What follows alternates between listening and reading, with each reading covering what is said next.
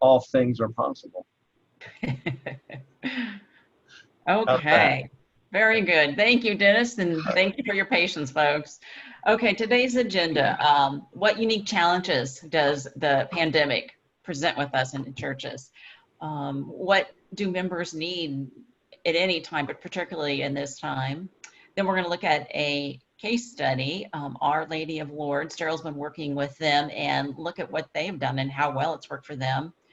And then we'll back up and take a look at some of the basics for planning a campaign, and then go on to some more advanced details for planning, look at a sample calendar, and talk about church capital campaigns. And the next slide, please. So a lot of times people will ask, can we get these slides? Can we get the recording of the webinar? And absolutely.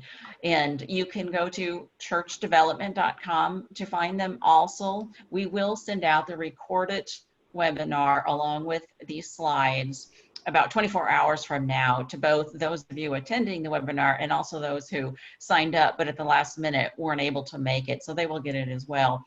And finally, we have a YouTube page. So if you can look for Church Development on YouTube, and you'll find all of our recorded webinars on there as well. And we really like if you share these with others, their colleagues or friends who might be interested. And that's really what we feel our mission is to help others. And so we'll move on. A little bit about us. Church Development, founded in 1992. Our mission is to increase generosity without fundraising. We've helped raise over $300 million in church capital campaigns and over $800 million in annual stewardship giving. And how we're a little different, we are based in Scripture and 30 years of research and experience. Our approach is ask-based, using prayer and discernment and not pressure. Typically, we see an increase in weekly giving for 3 years after a campaign. And planned giving program begins after that capital campaign. And of course, to find out more, go to www.church/development.com. We really like our webinars to be interactive. So the more information you have, you can share with us any questions. We have the chat box on the Q&A at the bottom of your Zoom label. You'll find you can enter in either chat or Q&A. Please put any questions you might have about the webinar. If you have anything relevant that's going on in your church, either questions about your church or maybe success stories. I think we can all use some good news and learn from that as well. So please, let's make this interactive. So today we have two presenters. First, we have Dennis Green. He is the president and founder of Church Development. He has over 30 years experience. He's helped raise over $200 million for over 100 clients.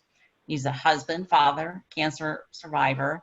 He's the author of the book, Stewardship System, How to Increase Generosity Without Fundraising. He's published articles, and he is a self-proclaimed nerd when it comes to these strategies and learning why do people do and why do they do it and how do they do it. And if anyone knows him, they will tell you he is a master at storytelling. So I think we'll get some stories today. Let's move on. We have our other presenter, Daryl Prater. He is a senior consultant with Church Development. He's been involved with church ministry for over 30 years. And he's passionate about leading churches to achieve their stewardship goals. And I like to think he really helps them hand in hand, step by step, going through the nitty gritty, the day to day, and accomplishing those goals. He's also a volunteer church choir member and orchestra director. And I'm wondering if one of these days, if we have enough time on a webinar, he might sing for us. And that'd be great. Oh, look, we're running out of time. So if you've heard us before, you've heard us say this again, but it's worth repeating. Understanding steward, why it is different and not fundraising. 1 Peter 4:10, like good stewards of the manifold grace of God, serve one another with whatever gift each of you has received. Now with that, I'm going to turn this over to Dennis. Dennis, take away. Thank you very much, Stephanie. Thank you for introducing this, and thanks for being our facilitator of this webinar as well. And I'm counting on you to bring up those questions that pop up in chat or Q&A, or the ones that have been emailed to you. So for us, we seek to serve the church. We've done a lot of church capital campaigns, and that's kind of our laboratory. Our passion is stewardship, because that's that core belief, after one chooses to follow the path of Christ, then kind of the next thing is, how do we live that life out? And that belief that all that we have is a gift from God, is the key belief in stewardship. So it's not fundraising, it's a little bit different. It's based on that value. It's not a transaction, it's not an implementation. It is rather discerning God's will in your life. And that's a unique challenge. So when we think of why do people give, we kind of have after that spiritual basis, we kind of have a numbers-driven perspective on giving. And it's not really very good news. The average Catholic gives 1.2% of their income. The average Protestant gives 2.2% of their income.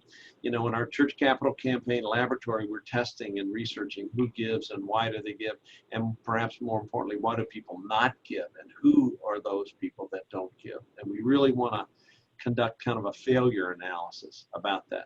So we've discovered that there's one key reason why people give generously, and then there are 3 cognitive strategy reasons why people give generously. And the first one has to do with 1 Peter 4:10, as Stephanie said, is they get the idea that God's blessings are meant to flow through us. Now, it's great that secular research supports that. The book Flourish by a guy named Seligman examines the flourishing of the spirit from a secular scientific point of view, and he has discovered that the happiest people have that same attitude, is that they're in a state of flow, and they implement their God-given gifts, making the world a better place. Those are the happiest people. Isn't that interesting? So the belief system is the first, and the cognitive strategies, we find these 3 things have the big impact. Number 1, are people involved in decision making? If so, they own it and they will give generously. Number 2, are they connected socially? So do they define themselves as part of a community? And that the most important community in our people's lives are their church, their family first and church second. And then the third, which has the most gigantic impact, is a person involved as a volunteer. The Fidelity Fund in 2009 did a study examining volunteers and non-volunteers who are wealthy. So this sets aside economic concerns, and they found that people who were active volunteers gave 11 times more than those who were not volunteers. Isn't that interesting?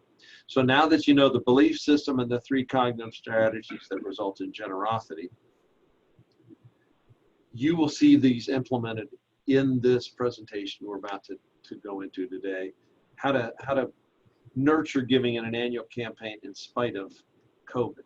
And this 3rd bullet point is all about how do we shift people from being donors to really consider giving a part of their spiritual journey. So looking at what people need, they need to understand stewardship. They need to be involved as volunteers. They need to be connected socially. They need to participate in decision making. We need to give them time for prayer and discernment. We need to ask them, and then we need to thank them. And the thanks is a need that they have that gets them ready for the next gift, the next act of generosity. So for us, creating a culture of stewardship really does mean you got to have an annual campaign. Half of all churches don't have an annual campaign. And believe it or not, those that have an annual campaign generate more giving per capita. A real key factor that we discovered in a 20-year longitudinal study of a group of 100 churches in Wichita, they did one thing over the course of this 20 years, and then they taught about stewardship. And it was once a month they had a lay speaker talk about stewardship. They didn't ask for money, they just talked about stewardship. Giving doubled as a percentage of per capita income.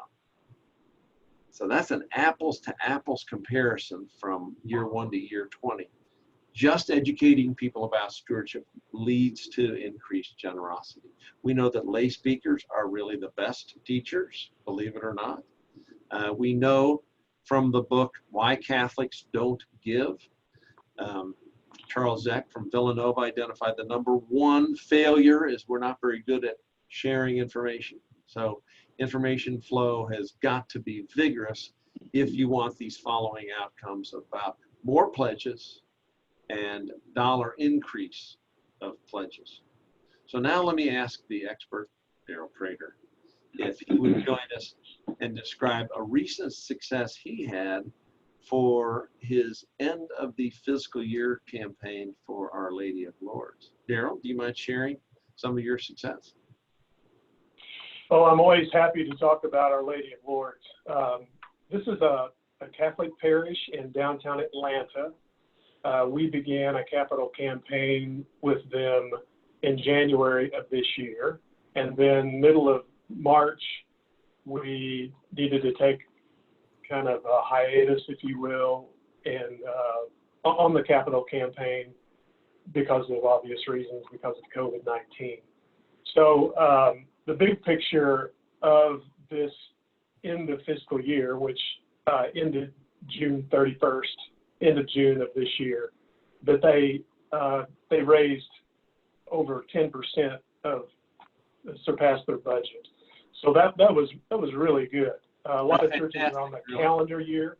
Yes, especially when at the end of March, 1st of April, they were 6% behind. That's where they were targeted to end.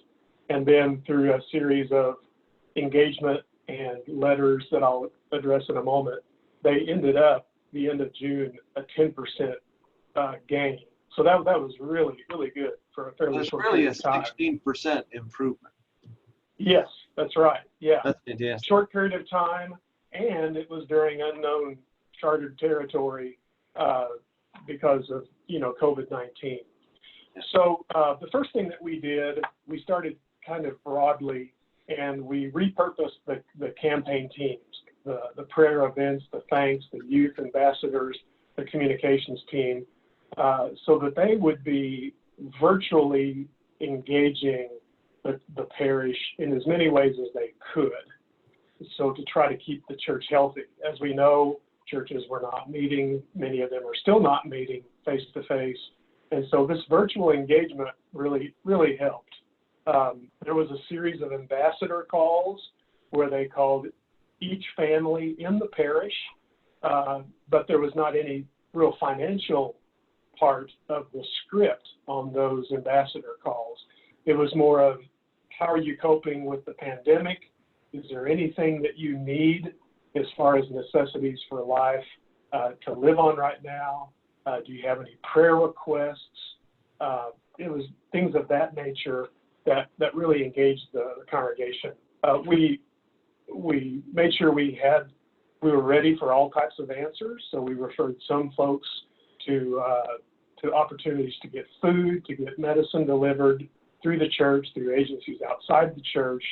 And so we were able to meet the needs of all those calls, all the responses, whatever they were. Now, then about the end of April, we identified 4 different groups in the parish who typically give when they're at the church. And that was really identified as those we were really missing their giving. That's one of the reasons why the church was 6% down. So we as Church Development, we helped Father Jeffrey Ott, the pastor of the church, drafted some letters, and then he personalized them, signed them with a blue ink pen, and those went out to targeted groups like those who attend Sunday school that have children, those who give loose cash or just by check. They don't pledge. Those are a couple of the groups that were identified. Then it was key that Father Ott then followed up with a 1-minute short video that really captured the essence, but with the very warmth and love and pastoral care of his personality in the video that just reinforced how important they were to the church. Thank you for all the ways that you give through time, talent, and treasure. And if you can, please continue your financial giving. That made a huge difference. There were 4 different targeted letters followed up by 4 specific videos. Father Ott also had a time for announcements at the end of their church service, their Mass, and Great. he would reinforce the thank you for your ongoing support. It's time, this is the time for us to really be called together. And please remember to continue your giving financially to the church. And that was all couched in thank you and appreciation. And that really kind of drove the point home. Not one of these things that I mentioned, the virtual engagement, the segmented letters, the follow-up video, or the announcements stand alone to make this happen, but they all work together to really keep the parish and congregation together and to encourage their giving. So that was really a success story. If we did nothing, I think that the church would have probably been 6 to 10% behind. They probably would have trailed off a little bit more. But the church is doing well. And then they're moving ahead with a capital campaign in January with a commitment Sunday around Easter of 2021. So all this helped the church, and in the meantime, prepared them to pick back up their capital campaign, to build their new church. They're desperately in need of more space and more ways to accommodate the current parishioners as well as new folks who are in that area of Atlanta. Very exciting story to tell. Okay, Daryl, so your most astute comment was these 4 factors working together in harmony and like a symphony together. Okay, Mm-hmm. The reason I say that is because I got a note right here, a question directed at me. If you had to pick one, what would you say was the most impactful intervention among these activities that you did? What had the biggest impact? I would say that the video from the pastor was the most impactful. Okay. Because that reached every parish family, and we got so much feedback. Loved that video from Father Ott. I mean, people, we listened to the comments. We saw the open rate on those videos. And so that video in and of itself, I guess, could almost stand by itself, where Father was key in keeping the parish together and engaged.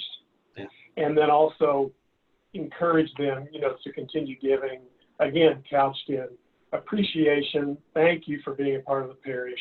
Thank you for all of the ways that you do and you give. Yeah. Well, I can see that because I remember when you were working on those videos, and I remember the language of the segmented videos, and I remember the one that went out to the parents who had children in Sunday school, and I remember Father Ott addressing that in the video. And basically saying, thank you for participating in church and bringing your child to participate in Sunday school. And even now, in spite of COVID, we have online Sunday school. Thank you for participating in that. And then basing his encouragement on that. So if I was one of those, I would be sort of honored to know this was not generic, but really he's addressing me and my unique circumstance. So I have to say, you and Father Ott, that to me seemed brilliant. So it's kind of neat to hear you think that really worked. It was very important. And Awesome. They've really kind of got a shot in the arm, with just encouragement going forward. So they're not so much in the mode of enduring the pandemic, even though there are overtones of that cannot be escaped.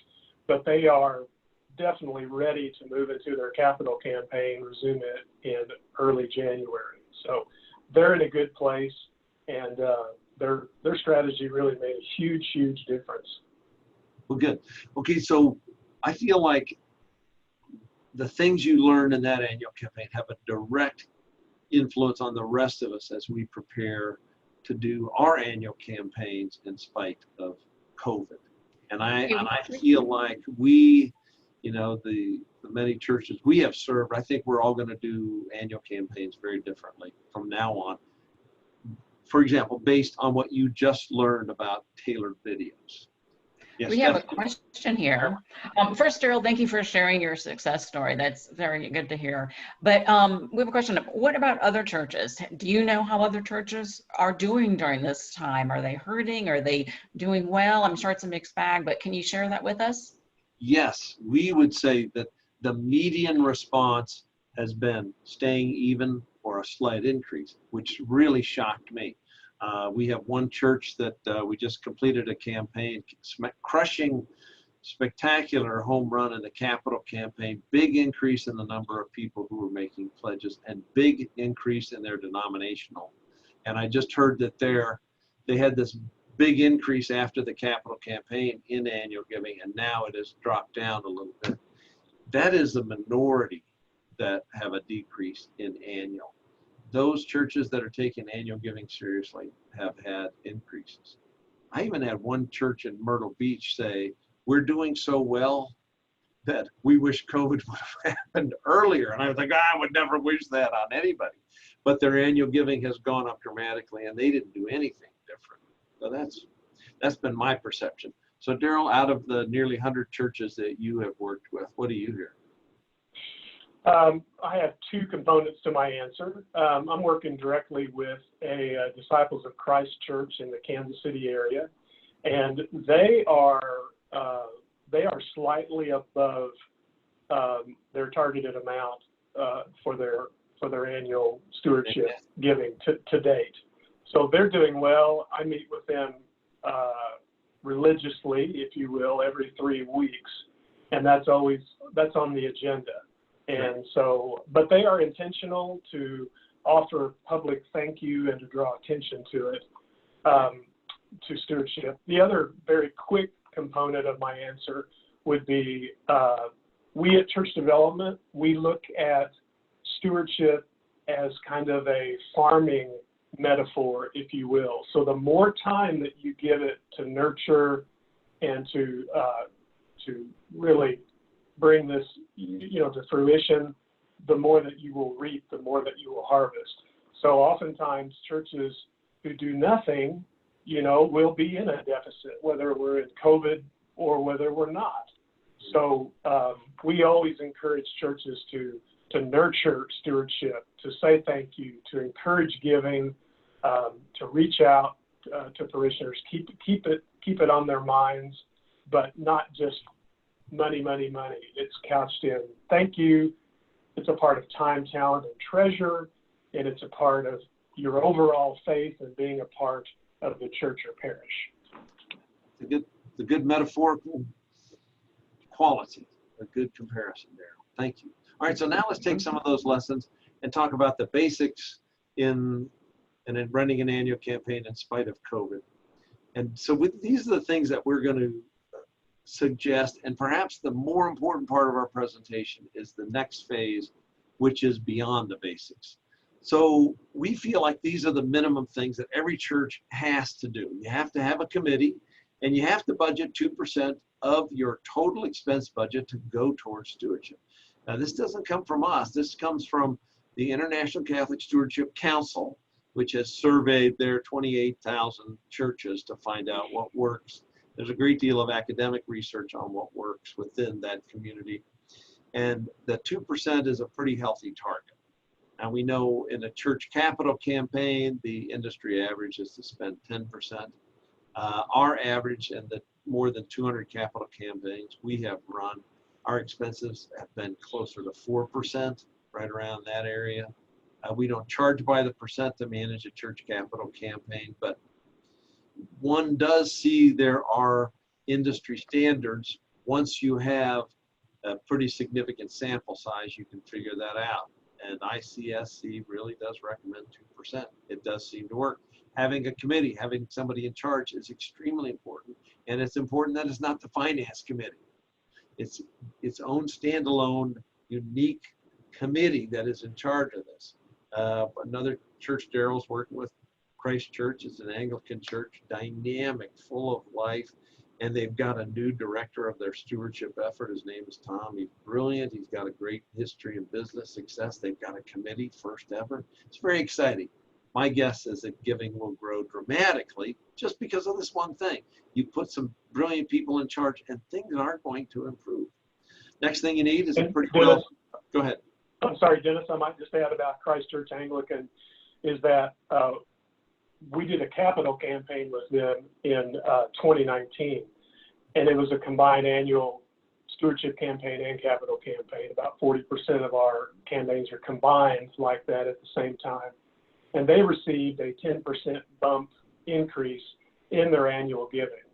So we do, in fact, I was on a Zoom meeting with 4 leaders, a couple staff members, and Tom and another key person yesterday to make plans for their annual stewardship campaign and to invite those who haven't made a pledge to their capital campaign that they could make a 2-year pledge this fall. So we often, as you can tell by this, we talk about capital campaigns even though we're talking specifically about annual stewardship, because churches need both of those. If we focus just on one or the other, then oftentimes we'll lag behind and one of those will really suffer. So you'll hear us inject information about capital campaigns all along the way. Okay, thank you, Daryl. So the second thing, of course, is a calendar. So you got to be organized, set expectations, lay it out. We've got a 3-month calendar that we're going to give you, and you can take this and modify it as you need it. Now, number 3, we're going to promote a whole lot of things going online, but you still have to do print communication. It's absolutely critical. People have got to get something in the mail, be able to feel it, look at it, leave it on the kitchen counter, refer back to it. A lot of people still want that. We have one of our churches that we have worked with the pastors for many, many, many years. And their administrative pastor told me not long ago is that the number of people who now make pledges online has tripled for them. So that is now, my memory serves me right, I think they get more online pledges than in print pledges. So that to me is a major seismic shift, and it's coming to all of us. So you have to do print, you have to do online virtual giving as well. Now, another thing, you already know this, number 4, we have to be really good at email and be geared up and ready for that. So you really need to start now working on your email address and pay a person to go through and cull and sort and improve and communicate out to collect so that you've got everybody's email. You have to still do mass announcements, even though everybody's going to worship online. Your announcements have got to be part of every worship experience. A shift that has been coming for a while, the ask being done by video. There used to be a requirement, the 59-second requirement. There's 2 levels, under a minute and under 3 minutes, and now we've got latitude because of COVID, people willing to watch longer videos. So you've got to have, we recommend 2. And the 7th and final requirement is that you've got to have a team of volunteers calling everybody and checking in, as Daryl said. You're not asking for a pledge over the phone, but you're checking in. You're checking with them. How you doing? What's going on? Any needs, any unique prayer needs. And you can mention that the annual stewardship campaign is coming up and do you have any questions? But your focus is really going to be on the non-financial issues, okay? All right, so Daryl, have I left anything out of the basics that we now expect everybody to do in their annual? Before I go to the more complex, beyond the basics, you want to throw in anything? You covered it beautifully. I might just add just a little sub point. Some of you may be thinking, okay, our budget is X amount and 2% allotted to our stewardship committee. Wow, that's a big number. It's important, if you can't get all the way to 2% in one budget year, do your best to try to get there maybe 2 or 3 times. Take steps to get there, because it's money that would be well spent on the stewardship of your church. Great. Thanks, buddy. Okay, now let's shift to beyond the basics, okay? And this is very COVID sensitive, and these are the things that seem to really work. Okay. Having a gratitude event, you can't meet in person, but you can do it by Zoom. So who do you thank? Thank people who have volunteered. I was in a church about 10 years ago. I saw them do this in person, and they thanked people by group. So if you're one of our volunteers who helps us pull off worship, would you please raise your hand? And you can look around the church and see. If you've worked with our youth in the past year, please raise your hand. If you've been part of the choir or music, you've been one of the ushers, greeters, and they just went through every single category, and it was just so uplifting. And of course, the pastor played a critical role. The leaders of each different ministry would talk for a minute about what happened in the ministry in the past year. And the conclusion after this was just, man, everybody there just felt great. And the other thing is that people became aware of, golly, lots of people are involved as volunteers. So everybody came away with that, from that feeling really good about the community, about being like a tapestry, have these different filaments in different directions, but they're all bound together. That was the feeling that everybody had coming away from that gratitude event. You can still do it. You can do it by Zoom. Next, SurveyMonkey. Has anybody out there used SurveyMonkey? What did it cost you? How hard was it? Well, it's free and it's easy. You can survey your members to ask for their input on priorities for the year ahead. Do this in advance of your budgeting and your planning, and take that input into account when you make plans for the year ahead. You can announce it, conduct it, and report on it, and it can all be done virtually and really at no expense. The segmented letters have been done in the secular world for a long time. But as Daryl said just a moment ago, golly, does that become even more important right now because we're out of touch interpersonally. And so when I get a letter from the pastor and I can see it's directed at me with my unique interest, then I know that that pastor cares about me. So we want you to think the norm is 5 different segments, okay? And then, you know, new is going to be one. Non-donors is going to be another segment. Over on the other side, you're going to have your leadership donors, you'll have your regular donors, and then perhaps, as Daryl said, you've got parents of children who are active in Sunday school. So you got to figure out your segments, but these would be kind of normal segments. Daryl, would you add anything to that? Yeah, I would just add, it is easy and it takes less time to do a letter that is dear friend of name of your church or dear parishioner. But as Dennis and I have been talking, that's not personal. It's easier. But again, it goes back to the farming mentality. We got to put in a little bit more time, make it personal and make it segmented where it's identifying a certain group within the parish. So excuse me, Dennis, for being maybe a little bit redundant there, but I just want to drive that point home, what we're talking about. Excellent. So segmented letters, and I would say segmented, that's 2 points down, item number 6. The tailored videos seem to be very important as well. So segmented, think of who are my different groups and what's their mindset, what is their unmet need. Now number 5, these tailored pledge cards are very important.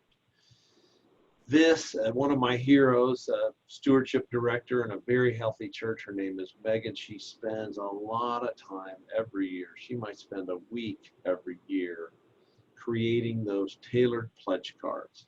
So I was a member of the church. I would get a pledge card and it would have my name on it. It would have the amount I pledged last year. It would have a box that would have 4 or 5 different levels of increase with a suggested increase. So I could check a box if I wanted to increase by 10%. I could check a box to increase by 5% or 2% or other, and I could write in an amount. And of course, the second one from the bottom is the one that's your target. So for your most expected amount of increase might be second from the bottom, and I'm going to put in there a 6% increase or 7% increase. I like that. It seems to work. So the activity for me, the donor, I see the pledge card, it's got my name, it's got my amount, It's super easy for me to check a box and just sign it, put it in the envelope, and send it back. That's the best. That is above and beyond. But Megan, my hero, seems to get pretty healthy increases every single year. And we know from the secular world, this is a successful technique. All right, item 6. This is going to take a little bit of time, but boy, as Daryl said, it really seems to work. You can do segmented videos by group, but there's another tool you can use. Line 6 on the right, BombBomb it's a service that we've paid for. It costs about $1 a day. You can get a 2-week free trial run, and you can do that during your annual campaign. That allows you to click and send a tailored video in 30 seconds. So you don't make a video, upload it to YouTube, send a link out. No, your email is open. You click on a name, you look at the camera, you say, hello, Daryl, as your pastor, I wish I could be there with you today. So those tailored videos get this spectacular open rate, and people rave about it. They can't believe their pastor saying their name. It really works. So we have no financial relationship with BombBomb. Boy, that's a product that I like because it's that fast. It really, really works. Now, number 7, this is a big step. This is a standard activity in the secular fundraising world. And I'm going to propose number 7, and that your pastor contact your top 10 donors. And if your church culture is that the pastor doesn't know what anybody gives, that's fine. Have your accounting person just pull those names and give the list and say, pastor, contact me. Here's your list. Here are our stewardship leaders. And the pastor's job is just give them a call and say, hi, how are you doing? Give us some input. What do you think we should have as priorities for the year ahead? That's really all you've got to do. I remember Daryl ran a church capital campaign in Lenexa, Kansas. And correct me if I'm wrong, was it their 4th debt campaign or their 3rd debt campaign? It was their 3rd debt campaign, and then we as church development ran their 4th debt campaign. Okay. Yeah. And I remember you did this with the top 10, and you went so far as before the capital campaign. You invited the top strata of donor over to the pastor's house, and it was a very gentle agenda, as my memory served me right. Just strengths and weaknesses, hopes for the future. Is my memory right? That's right.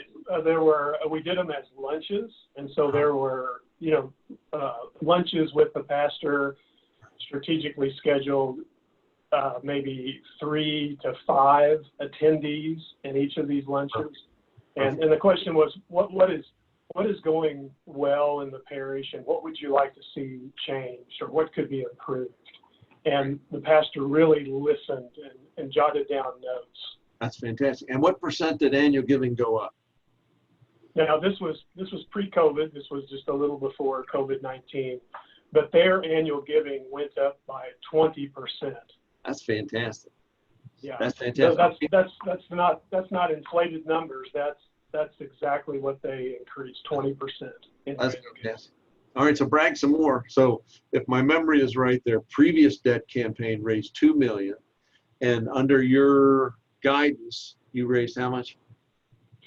We raised $3.5 million in their 4th debt campaign, and so we knew going in from the feasibility study, which determined if they were ready for a capital campaign, that there was some debt fatigue.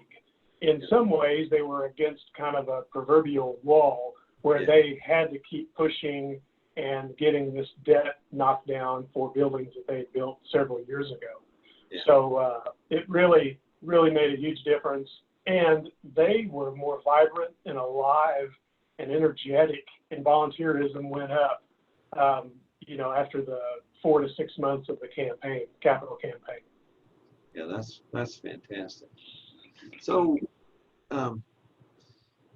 the annual giving went up, the capital giving went up as a success, and those top donor contacts, did people feel a sense of pressure, or was there a single complaint by anyone about the leadership donors participating in those events?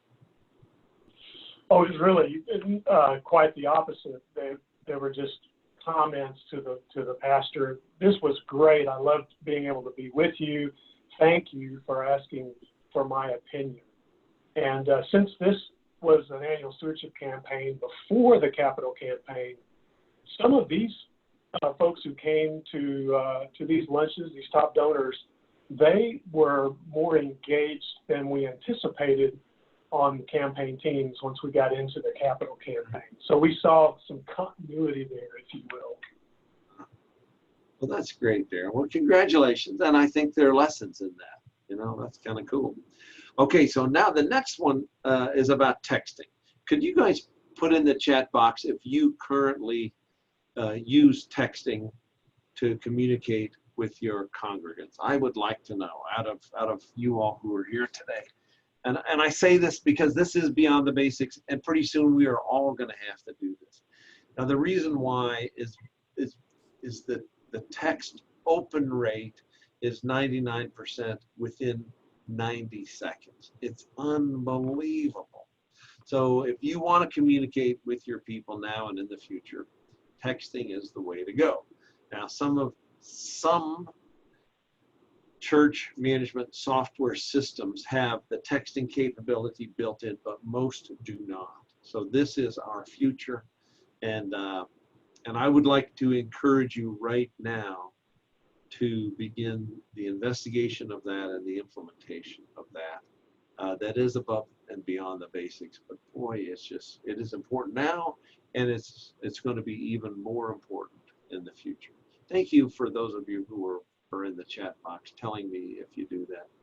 But at the end of the workshop or in the minutes, I'll send back out. I'll let you know what % of our folks here today participate in texting. So I want you to start learning about that. Maybe you can assign that to a stewardship committee member to start investigating. But that's in the future. That's happening. It's gonna happen right now. As does number 10 on your list, the church app.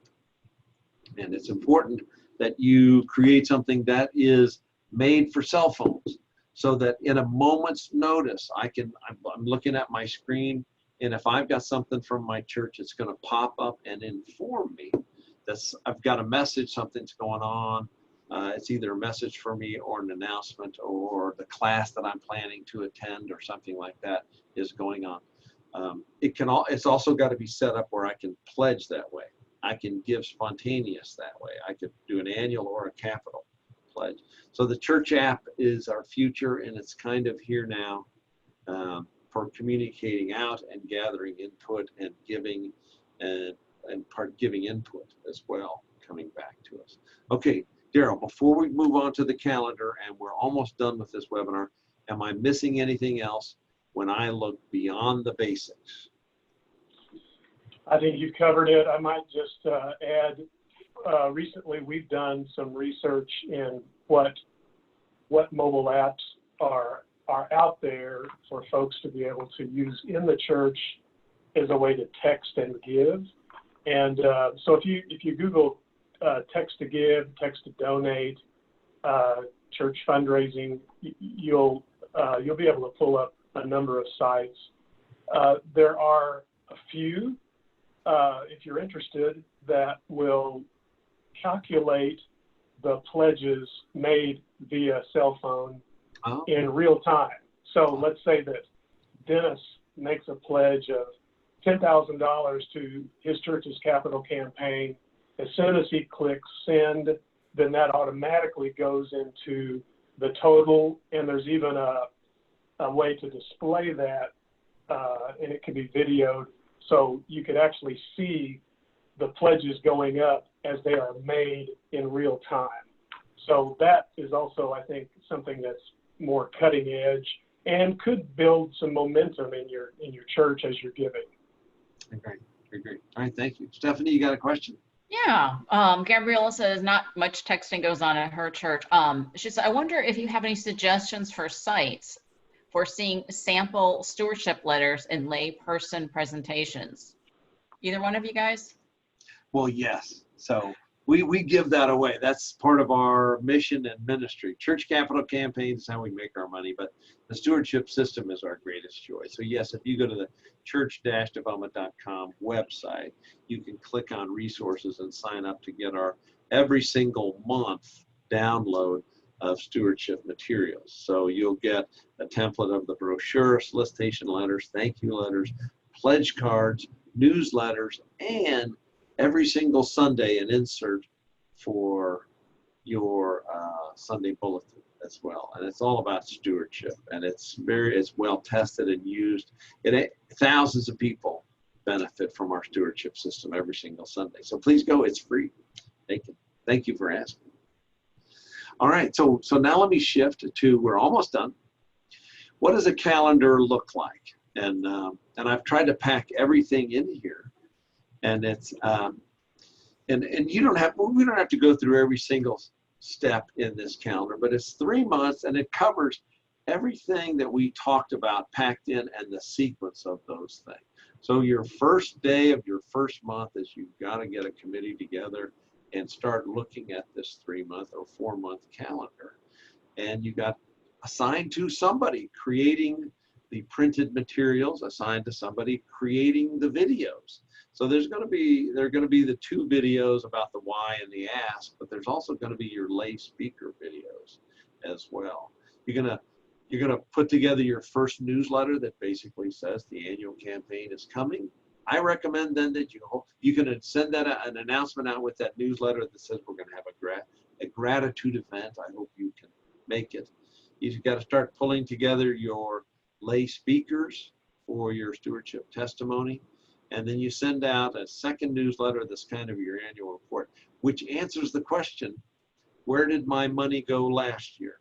So what have you done with that? So we've discovered in the decision-making process, looking backwards is just as important as looking forwards. Month 2, you're going to have worship announcements after every worship service.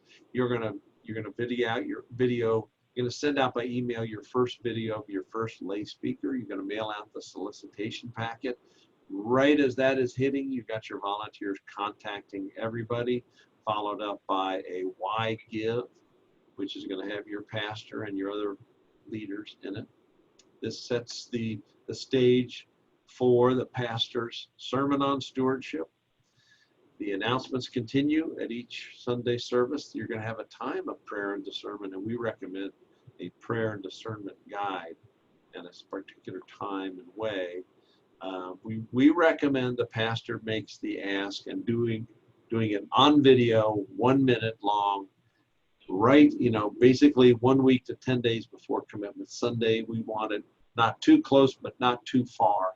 So the subconscious only knows 2 times, either now or not now. So we want this to fall in the moment of now.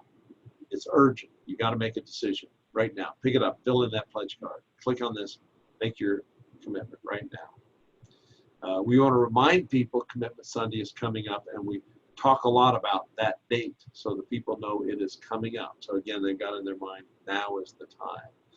Right after Commitment Sunday, we're going to have a lay speaker talk on Commitment Sunday, because about half the people will miss it entirely. So on Commitment Sunday, after worship, have a special announcement that says, today is Commitment Sunday. And you got to hold up a pledge card. You got this in the mail. If you can't find it, you don't know where it is, go to our website. You can make a commitment there, or you can download the pledge card, print it, fill it in, mail it in, or you can just make a pledge right there on the website.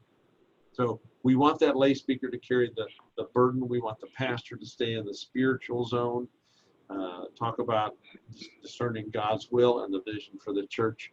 And then the lay speaker on Commitment Sunday can really do the heavy lifting of do it now, fill out the form.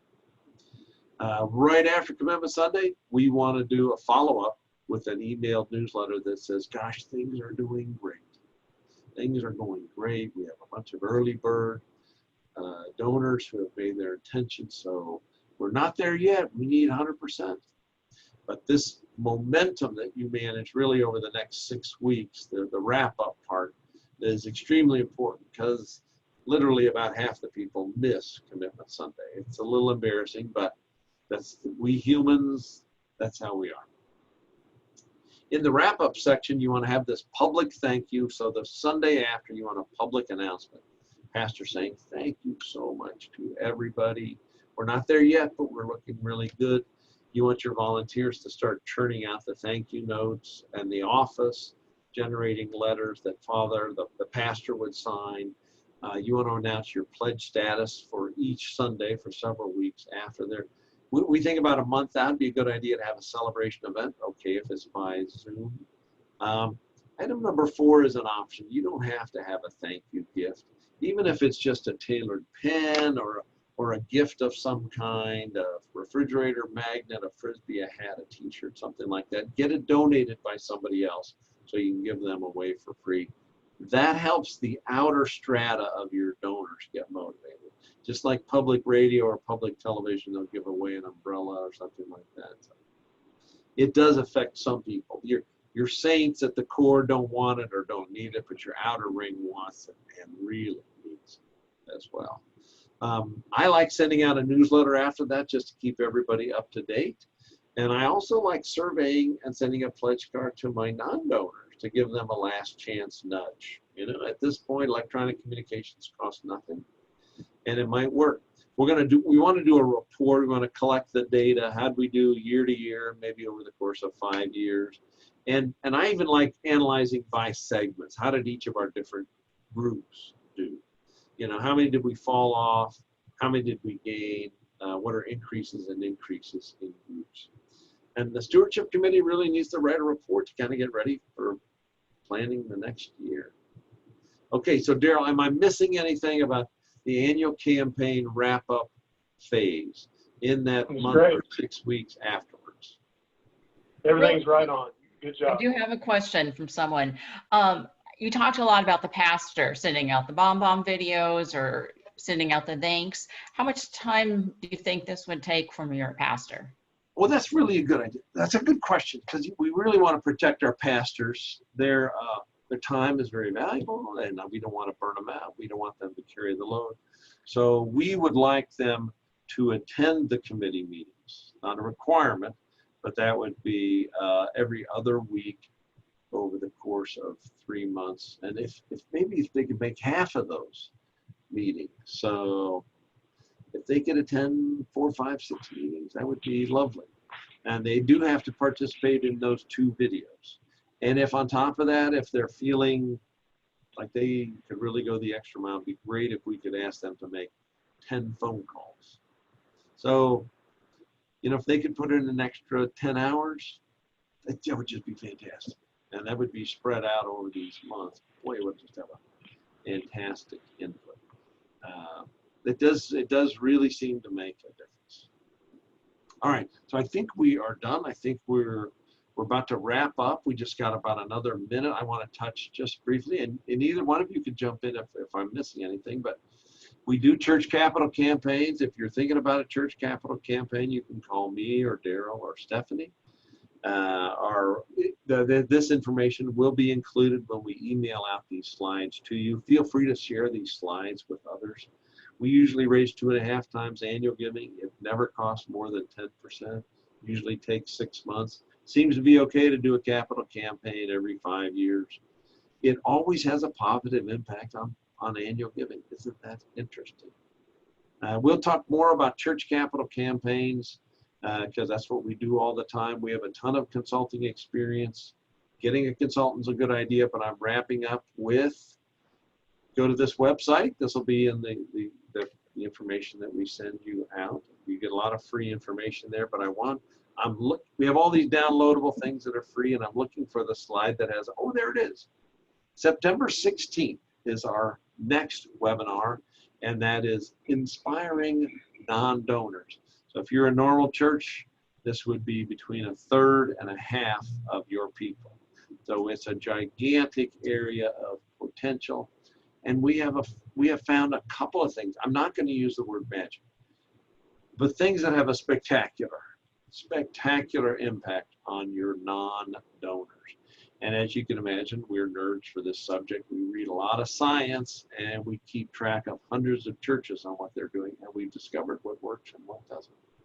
So I will conclude. Daryl and Stephanie, any last remarks? Thank you all for being here, and we hope to see you in a couple of weeks. Yeah, Indeed. appreciate you being a part. Glad to be a part of the leadership. Amen. Thank you all so much for joining us. If we can help you with a church capital campaign or with more free annual stewardship campaign materials, please give us a call, send us an email, or check our website. So go forth, good luck, and God bless. Bye-bye. Bye-bye.